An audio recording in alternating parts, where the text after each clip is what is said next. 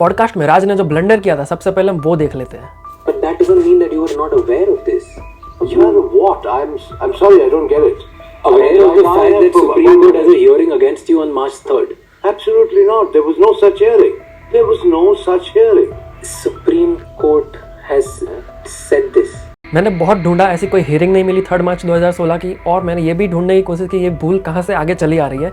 तो मुझे नीतीश राजपूत का वीडियो मिला। पहुंचते हैं और कहते हैं विजय माल्या का जो पासपोर्ट है इसको तुरंत जब्त कर लीजिए, वो भागने वाला। सुप्रीम कोर्ट जो था इस पूरे इंसिडेंट की जो अर्जेंसी थी उसको समझता है और एक दिन बाद ही 3 मार्च 2016 को उसकी हियरिंग का टाइम फिक्स कर देता है कि हाँ ऐसा कर दिया जाएगा। यहाँ पे जिस 3 मार्च की बात हो रही है वो इस आर्टिकल से हो रही है, लेकिन अगर हम यहाँ पे ध्यान से देखें तो ये 2017 की है। मतलब ये विजय माल्या के जाने के 1 साल बाद वाले मार्च 3 की बात हो रही है, ना कि 2016 वाले मार्च 3 की बात हो रही है। With great power comes great responsibility. अगर आपको लाखों लोग देखते हैं, फॉलो करते हैं, आपका कंटेंट देखते हैं, तो ऑटोमेटिक आपकी रिस्पॉन्सिबिलिटी बनती है कि आप सही इन्फॉर्मेशन प्रोवाइड करें। और अगर किसी आप ऐसे इंसान से पॉडकास्ट करते हैं जो नेशनल इंटरेस्ट में है, तो आप प्रॉपर रिसर्च करके जाइए, आपकी रिस्पॉन्सिबिलिटी बनती है। लेकिन मैं यहाँ पे राज को ज़्यादा क्रिटिसाइज़ नहीं करूँगा और थोड़ा सा अप्रिशिएट भी करूँगा कि कई सवाल पे राज ने बहुत ज़्यादा पुश भी किया था, लेकिन जवाब निकले नहीं विजय माल्या के मुंह से। लेकिन ओवरऑल अगर राज प्रॉपर रिसर्च करके ये पॉडकास्ट करता तो शायद ये थोड़ा और ज़्यादा बेहतर होता। विजय माल्या ने क्लेम किया कि मैंने लोन के पैसों से ना ही आईपीएल की आरसीबी टीम खरीदी और ना ही F1 की टीम खरीदी। विजय माल्या ने कुछ टाइम पहले ट्वीट करके बताया था कि देखो कैसे बहुत सारी कंपनी के 20% से लेकर 95% तक लोन माफ़ किए जा रहे हैं और यहाँ पे मैं 100% पेमेंट ऑफर कर रहा हूँ, लेकिन फिर भी बैंक लेने को तैयार नहीं है। मुझे पॉलिटिशियन मन चाहे तब अपने पॉलिटिकल कैंपेन के लिए इस्तेमाल कर रहे हैं। मीडिया वालों ने भी मुझे स्पेसिफिक टारगेट करके मुझे एक विलन बना दिया है। 9,000 करोड़ के बदले 14,000 करोड़ मुझसे रिकवर किए जा चुके हैं, फिर भी मुझे चोर कहा जाता है। चोर कभी अपना पर्सनल गारंटी देता है क्या? विजय माल्या कहते हैं कि आप मुझे भगोड़ा बुला लो, लेकिन मैं चोर नहीं हूँ, आप मुझे चोर मत बुलाओ। पैसा लूट के भाग गया। क्या पैसा, क्या लूट? और भी कई सारे क्लेम्स किए विजय माल्या ने, तो हम ये सारे क्लेम्स क्रॉस चेक करके समझने की कोशिश करेंगे कि सच्चाई क्या है। और मुझे पता है कि आप लोगों ने 4 घंटे का पॉडकास्ट देखा है, तो टेंशन मतलब मेरा वीडियो छोटा है। कुछ लोगों का ये कहना है कि ये पॉडकास्ट उसकी मार्केटिंग टीम ने अरेंज करवाया है और सिर्फ एक मार्केटिंग कैंपेन है उसकी इमेज सुधारने के लिए। और कुछ लोग कमेंट सेक्शन में विजय माल्या को सपोर्ट भी कर रहे हैं और उसको एक अच्छा सच्चा इंसान मान रहे हैं। तो सच क्या है, क्या वो सच्चा इंसान है? यहाँ पे मैं विजय माल्या का इंट्रो वीडियो डालने वाला था, लेकिन टाइम नहीं है। तो सबसे पहला आता है क्लेम नंबर 1। नैरेटिव ऑफ चोर कभी अपना पर्सनल गारंटी देता है क्या? इस बात में पॉइंट है, जनरली अगर कोई कंपनी लोन पे नहीं कर पाती है तो बैंक्स उनकी मॉर्गेज पे रखी हुई सारी प्रॉपर्टीज या जो भी कुछ मॉर्गेज में रखा है वो भी सब कुछ सेल करके अपने पैसे रिकवर कर लेती है। और एक सक्सेसफुल बिजनेसमैन होने के नाते विजय माल्या को भी ये पता था कि as a personal guarantor sign करने का मतलब क्या है। इसका मतलब है कि वो चाहे इंडिया में रहे या बाहर रहे, वो लोन चुकाए या ना चुकाए, एट दी एंड अगर वो पैसा नहीं देता है तो उसकी सारी प्रॉपर्टीज़ पर्सनल भी सीज होगी और उससे बैंक अपना पैसा रिकवर करेगी। तो उससे लगता है हमें कि हाँ शायद उसका इंटेंशन होगा पे करने का। लेकिन एक बड़ी ही इंटरेस्टिंग चीज़ मुझे हाथ लगी है, जो विजय माल्या ने मोदी को लेटर लिखा था उसमें भी उसने मेंशन किया है कि 2013 में उसने बॉम्बे हाई कोर्ट में अपील की थी अपनी पर्सनल गारंटी को इनवैलिड साबित करने के लिए। मतलब वो नहीं चाहता था कि मैं अपने पर्सनल पैसे से लोन की पेमेंट करूं और उसको इनवैलिड साबित करना चाहता था। तो स्टोरी ये है कि किंगफिशर एयरलाइन ने 2000 के पास ही अपनी कई लोन्स को डिफॉल्ट करना शुरू कर दिया था। तो सारी बैंक्स ने मिलकर एक MDRA बनाया जिससे किंगफिशर एयरलाइन को हेल्प की जाए और फाइनेंशियल रिकंस्ट्रक्शन किया जाए कि कैसे हेल्प करें। मतलब MDRA का पर्पस ये था कि कुछ लोन्स के बदले बैंक्स शेयर ले लेगी, कुछ लोन्स के बदले प्रॉपर्टी ले लेगी, कुछ लोन्स की पेमेंट की डेट आगे बढ़ा देगी, फंड चाहिए तो और देगी। RBI ने भी इस MDRA को अप्रूवल दिया और एक लेटर लिखा बैंक्स को, उसमें लिखा था कि आप जो भी हेल्प कर रहे हो उसमें किंगफिशर एयरलाइंस की फाइनेंशियल कंडीशन को ध्यान में रखते हुए हेल्प करना है आपको। अगर कोई पर्सनल गारंटी देता है तो उसको ध्यान में नहीं लेना है और MDRA को ये सारा काम 120 दिन में खत्म करना होगा। लेकिन विजय माल्या ने हाई कोर्ट में ये क्लेम किया कि लास्ट डेट पे SBI ने इस प्लान को अप्रूव करने से मना कर दिया, साइन करने से मना कर दिया और विजय माल्या को कहा कि अगर तुम पर्सनल गारंटर बनते हो तो ही हम ये साइन करेंगे। तो विजय माल्या ने कहा कि मैंने प्रेशर में आके लास्ट डेट पे वो signature as a personal guarantor कर दी थी। तो बेसिकली मैंने प्रेशर में आके ये सिग्नेचर किए थे एज ए पर्सनल गारंटर, तो इसको इनवैलिड घोषित किया जाए। इस बात की अपील विजय माल्या ने UK के कोर्ट में भी की थी, लेकिन वहां पे भी इंडियन लॉयर ने ये सारे एविडेंस प्रोवाइड करके मामला अपने पक्ष में कर लिया था। और इस डॉक्यूमेंट में आप UK की कोर्ट का जजमेंट पढ़ सकते हो। मुझे नहीं लगता कि कोई भी बिजनेसमैन इतनी बड़ी रिस्क लेगा कि मैं बाद में जाके उसको इनवैलिड साबित करवा दूंगा। तो हो सकता है 2010 में शायद उसका इंटेंशन होगा पे करने का, ओवर कॉन्फिडेंस में उसने साइन कर दिया होगा कि सब कुछ ठीक कर दूंगा। लेकिन 2013 में जब कंपनी की हालत बहुत ख़राब हो गई, कोई रास्ता नहीं था, तब उसको लगा कि अब पैसे किंगफिशर के अकाउंट से नहीं, मतलब मेरे अकाउंट से भी मुझे पे करना पड़ेगा, शायद प्रॉपर्टी भी बेचनी पड़ेगी। तब जाके उसमें ये इंटेंशन आया होगा कि मैं हाई कोर्ट में अपील करता हूँ, ये पर्सनल गारंटी को ही इनवैलिड साबित करवा देता हूँ। तो यहाँ पे इंटेंशन था भी और बाद में नहीं भी, ये मेरा मानना है। क्लेम नंबर 2, विजय माल्या कहता है कि उसने आईपीएल की आरसीबी टीम, फार्मूला 1 की टीम और एयर डेक्कन एयरलाइंस लोन के पैसों से नहीं खरीदी है। आरसीबी की ओनर कंपनी यूनाइटेड स्पिरिट्स है और फार्मूला 1 की टीम की owner company orange India holding limited है और उसका पेमेंट भी इसी कंपनी ने किया था, ना कि किंगफिशर एयरलाइन ने। लेकिन ईडी और सीबीआई ने अपनी चार्जशीट में फाइल किया है कि 15.9 करोड़ रुपीस किंगफिशर के डॉयचे बैंक से पे किए गए थे, जो एसबीआई के लोन सैंक्शन अमाउंट से मिले थे। 255 crore UK based formula 1 team के लिए सेंड किए गए थे एडवर्टाइजीज एंड प्रमोशनल पर्पस के नाम से। एयर डेक्कन की खरीदी के लिए भी लोन्स की अमाउंट का यूज़ किया गया था। ईडी और सीबीआई ने कहा है कि टोटल 3000 करोड़ से ज़्यादा की अमाउंट टोटल डाइवर्ट की गई है मल्टीपल कंपनीज के अंदर और उसका अलग अलग तरीके से इस्तेमाल किया गया है। लेकिन यहाँ पे विजय माल्या क्लेम करते हैं कि उन्होंने पर्सनली यानी कि अदर कंपनीज से टोटल 3 से 4,000 करोड़ किंगफिशर एयरलाइंस में डाले हैं ताकि ये कंपनी चलती रहे। इसका मतलब जो पैसे डाइवर्ट किए गए हैं उसके बदले मैंने वापस डाले भी है, तो ये फेयर होना चाहिए। और उसके लिए विजय माल्या ने उसका स्टेटमेंट भी सीबीआई को सबमिट किया है। बैंक्स के साथ ये कंडीशन थी कि लोन की अमाउंट सिर्फ और सिर्फ किंगफिशर को आगे बढ़ाने के लिए इस्तेमाल होगी, ना कि कोई प्रॉपर्टी खरीदने या किसी कंपनी को एक्वायर करने के लिए होगी। तो यहाँ पे मैं कहूँगा ये हमारे जज करने का काम नहीं है, ये काम ईडी, सीबीआई और कोर्ट कर सकता है। वो तय करेंगे कि यहाँ पे क्या गलत है, कौन से पैसे कहाँ डाइवर्ट हुए। ये विजय माल्या या हम कोई डिसाइड नहीं करेंगे, ये कोर्ट डिसाइड करेगी। क्लेम नंबर 3, विजय माल्या का क्लेम है कि गवर्नमेंट उसको पॉलिटिक्स के लिए यूज़ कर रही है। पहले कांग्रेस ने यूज़ किया, फिर बाद में बीजेपी ने यूज़ किया और मीडिया वालों ने भी उसको बहुत चढ़ा बढ़ा के बता के उसको एक विलन बता दिया, जबकि ऐसी कोई बड़ी बात थी नहीं। विजय माल्या ने पॉडकास्ट में और अपनी एक ट्वीट में भी ये कहा था पहले कि देखो कैसे इन 13 कंपनियों के टोटल 2,84,980 करोड़ रुपए माफ कर दिए हैं। मतलब उसके तो सिर्फ 9,000 करोड़ थे, यहाँ पे 2,84,000 करोड़ से भी ज्यादा पैसे रुपए माफ कर दिए कई सारी कंपनीज के इंडिया में लोन के पैसे। और इन सभी कंपनीज का हेयर कट यानी कि कितने परसेंट लोन माफ की गई है, वो 20% से 95% तक उनकी लोन की अमाउंट बैंक्स ने माफ कर दी है। तो मेरे केस में क्यों 1 रुपया भी माफ नहीं हो रहा है? मैंने कई बार सेटलमेंट की ऑफर की, 100% सेटलमेंट की भी ऑफर की, लेकिन फिर भी कोई एक्सेप्ट नहीं कर रहा है, सब इसको इग्नोर कर रहे हैं। यहाँ पे क्लियरली मुझे पॉलिटिकली टारगेट किया जा रहा है। यहाँ पे अगर मैं मेरा ओपिनियन दूँ तो ये काफ़ी टाइम से चल रहा है इंडिया में कि कुछ कंपनियां बड़ी बड़ी लोन ले लेती है और फिर सबको कट दे देती है, पार्टीज को चंदा के नाम पे चंदा दे देती है, बैंक्स मैनेजर्स को भी थोड़ा कट मिल जाता है और बाद में उनका लोन माफ़ कर दिया जाता है और इस तरह से सब खुश हो जाते हैं। लेकिन यहाँ पे सवाल ये है कि विजय माल्या के केस में ऐसा क्यों नहीं हुआ? क्यों विजय माल्या भी पैसा दे सकता था और अपनी लोन माफ़ करवा सकता था, ऐसा क्यों नहीं हुआ? तो मेरा ऐसा मानना है कि किसी ने मांगे होंगे पैसे उससे और शायद ये जेन्युइन बिजनेस फेलियर होगा जिसकी वजह से कंपनी के पास पैसे नहीं होंगे विजय माल्या के पास और उसने उतने पैसे नहीं दे पाए होंगे या नहीं दिए होंगे या ना बोल दिया होगा। तो शायद उन लोगों को बुरा लग गया होगा और उसके बाद देखा होगा कि कैसे ये बड़ी बड़ी पार्टियां कर रहा है, मौज से घूम रहा है, लेकिन जब हमको पैसे देने की बात आए तो उसके पास पैसे नहीं है, तो हम भी उसकी लोन माफ़ नहीं करेंगे। ऐसे करके उसको पॉलिटिकली टारगेट किया गया होगा। शायद मीडिया को भी ये इंस्ट्रक्शन दी गई होगी कि इसको करो, बदनाम करो, ऐसा हो सकता है। नितिन गडकरी ने भी अपने एक इंटरव्यू में कहा था कि इनकी सारी कंपनियां कई सालों से, 50 सालों से सारी लोन्स की पेमेंट टाइम से कर रही थी और उनमें से कोई एक कंपनी फेल हो जाए तो हमें एज ए उसको बिजनेसमैन उसको बदनाम नहीं करना चाहिए और उसको सपोर्ट करना चाहिए। यानी आपको 50 साल जो ब्याज भरता है, सब देता है, वो ठीक है, और एक बार अगर वो डिफॉल्ट हो गया तो तुरंत सब फ्रॉड हो गया, ये मानसिकता ठीक है। और यूके की कोर्ट में भी उसने सबमिट किया था कि उसका केस इंडिया में पॉलिटिकली मोटिवेटेड हो गया है और उसको स्पेसिफिकली टारगेट किया जा रहा है और उसको फेयर ट्रायल की उम्मीद नहीं है इंडिया की कोर्ट से और उस रीजन से उसका एक्स्ट्राडिशन अप्रूव ना किया जाए। लेकिन उसके सामने कई ऐसी कंपनीज हमारे देश के अंदर है जिसकी करोड़ों लाखों करोड़ों की लोन्स माफ हो जाती है। क्लेम नंबर 4, विजय माल्या का कहना है कि वो लीगली देश के बाहर गए थे, इलीगली नहीं गए थे, उस पर कोई रोक नहीं लगी थी देश के बाहर जाने की और वो आते जाते रहते थे और उसकी एक जेन्युइन मीटिंग थी जिनीवा में, जो फार्मूला 1 की उसकी टीम थी उससे रिलेटेड एक मीटिंग थी, उसको अटेंड करने के लिए वो 2 मार्च को देश छोड़ के गए थे। और जाने से पहले तब के फाइनेंस मिनिस्टर अरुण जेटली को पार्लियामेंट में मिल के गए थे और उनको बता के गए थे कि मैं मेरी मीटिंग के लिए जा रहा हूँ यूके में और बैंक्स को बोलो कि मेरे साथ सेटलमेंट करें, ऐसा थोड़ी बातचीत करके गए थे। उसकी मीटिंग जेन्युइन थी ये बात प्रूव करने के लिए विजय माल्या ने एक एफिडेविट भी सबमिट किया था और उसमें एज ए एविडेंस एफआईए का एक ईमेल था और मीटिंग की कुछ मिनट्स भी थी और ये होने वाली मीटिंग की डेट्स लास्ट 2015 के दिसंबर में ही तय हो गई थी, ये भी मेंशन है। और ये एफिडेविट में कितनी सच्चाई है, क्या सही है क्या गलत है, ये कोर्ट डिसाइड करेगी, हम नहीं। और अगर वो जिनीवा की मीटिंग जेन्युइन थी तो वो अटेंड करके वापस आया क्यों नहीं?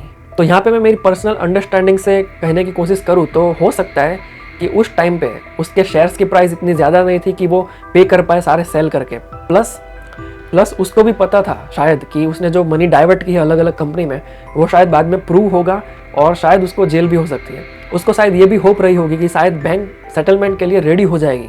और सबसे बड़ा रीज़न वापस ना आने का मुझे जेल ही लगता है, क्योंकि उसकी ऐसी लाइफस्टाइल रही है कि उसको जेल में थोड़ा भी पसंद नहीं आएगा। और उसने यूके की कोर्ट में भी अपील की थी कि इंडिया की जेल की हालत बहुत ख़राब है, बहुत पुराने ज़माने की जेल है और वहाँ पे बेसिक मानवीय अधिकार वाली बेसिक फैसिलिटी भी नहीं मिलती, ऐसी जेल्स है। तो वो नहीं चाहता कि वो इंडिया जाए और वहाँ की जेल में रहे। तो बेसिकली विजय माल्या ये कोशिश कर रहा है कि जब तक इंडिया की जेल अवॉइड हो सके करो।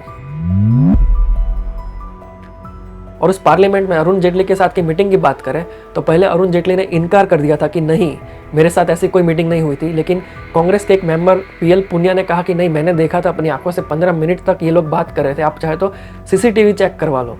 तो फिर अरुण जेटली ने बाद में एक्सेप्ट किया कि हाँ, थोड़ी देर के लिए अनऑफिशियली चलते चलते उसने मेरे से बोला था कि मैं जा रहा हूँ एक मीटिंग के लिए और बैंक्स को कहो कि मेरे साथ सेटलमेंट कर लें। उस टाइम पे बीजेपी और सीबीआई पे भी आरोप लगे थे कि उन्होंने हेल्प की है विजय माल्या को भगाने में, क्योंकि सीबीआई ने एक लुकआउट सर्कुलर नोटिस जारी किया था जिसमें लिखा था कि विजय माल्या को देश से बाहर जाने ना दिया जाए। लेकिन सीबीआई के जॉइंट डायरेक्टर AK शर्मा ने वो लुकआउट नोटिस एडिट करवाया था और उसमें एडिट करके ये लिखा गया था कि जाने दे सकते हैं, लेकिन जब जाए तो वो कहाँ जा रहा है ऐसा इमिग्रेशन ऑफिस को सीबीआई को इन्फॉर्म करना होगा और उसको रोकना नहीं है। तो ये AK शर्मा जो है, अरुण कुमार शर्मा, ये बहुत सारी केसेस में इन्वॉल्व है, कंट्रोवर्सीज में इन्वॉल्व है। जहाँ जहाँ नरेंद्र मोदी और अमित शाह का केसेस हुए हैं उस सभी में अरुण के शर्मा भी इन्वॉल्व है। तो ये तीनों कॉम्बिनेशन जहाँ भी हो वहाँ पे कुछ भी गड़बड़ होने के चांस है, ऐसे लोगों का कहना था। और इसीलिए बीजेपी पर भी आरोप लगे थे कि बीजेपी ने ही भगाया है विजय माल्या को देश के बाहर। तो कुल मिला के यहाँ पे सरकार पे दोनों तरफ से आरोप लग रहे हैं कि एक तरफ ये भी कहा गया था कि उन्होंने भगाने में मदद की और दूसरी तरफ विजय माल्या भी कंप्लेन करता है कि इन्होंने मुझे पॉलिटिकली टारगेट किया। यानी कि ये दोनों कॉन्ट्राडिक्टरी है। शायद ये भी हो सकता है कि जिसने भगाया हो उसके भागने के बाद मन बदल गया हो किसी कारण और उसके बाद उन्होंने ये तय किया कि इसको विलन बनाना पड़ेगा अब और उसको पॉलिटिकली यूज करना पड़ेगा। तो इन सब बातों में कितनी सच्चाई है ये कोई प्रूव नहीं कर सकता। ये राज मोदी, अमित शाह, AK शर्मा और विजय माल्या के साथ ही जाएगा।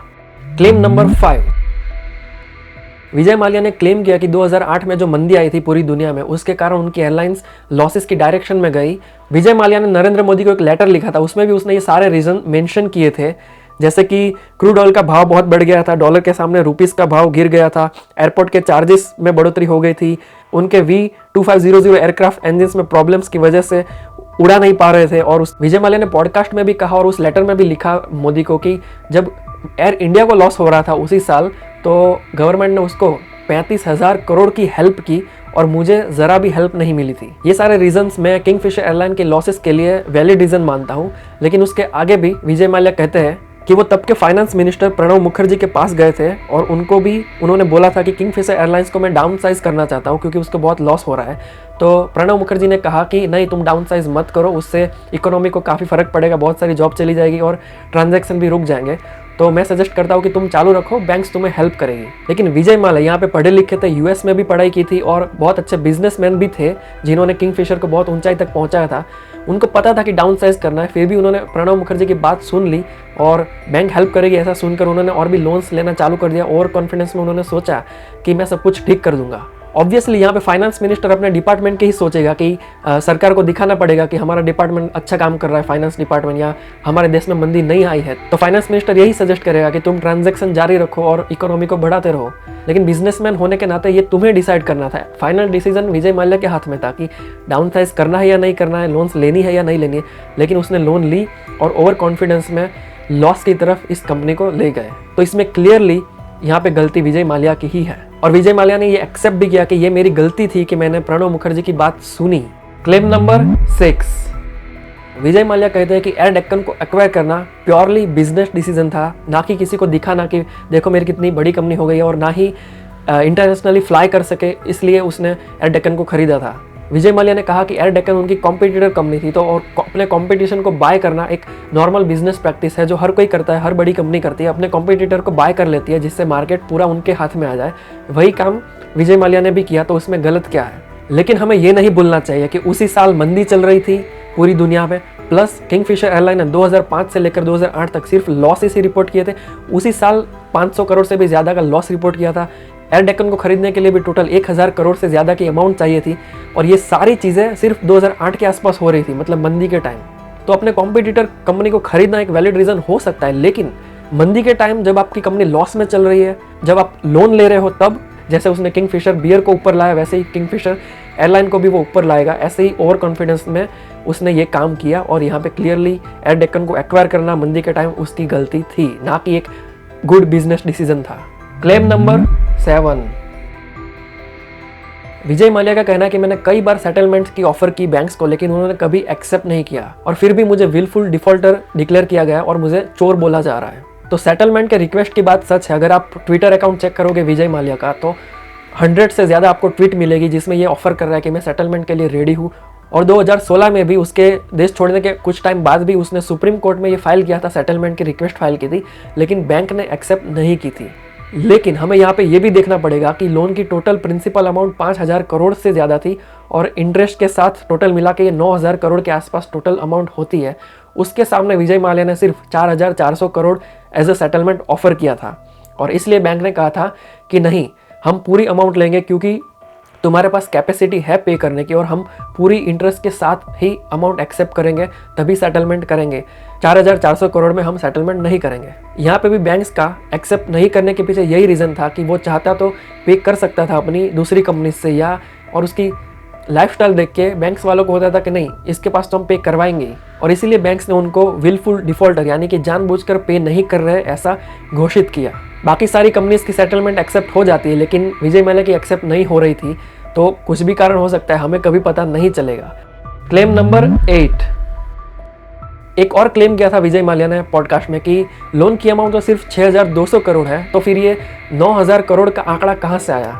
तो विजय माल्या ने ही जो डॉक्यूमेंट दिया था, हमने उसी में चेक किया था, तो यहाँ पे क्लियरली लिखा था कि 6203 crore and further interest at 11.5% पर annual from date of application 10/2013। मतलब 2013 से लेकर 2016-17 तक जो ब्याज हुआ है वो भी जोड़ा जाएगा, तो उसकी टोटल रकम आप चेक करें 6203 करोड़ प्लस इंटरेस्ट, तो ये 9000 करोड़ के आसपास हो जाती है। तो 9000 करोड़ का आंकड़ा 2016-17 में सही था।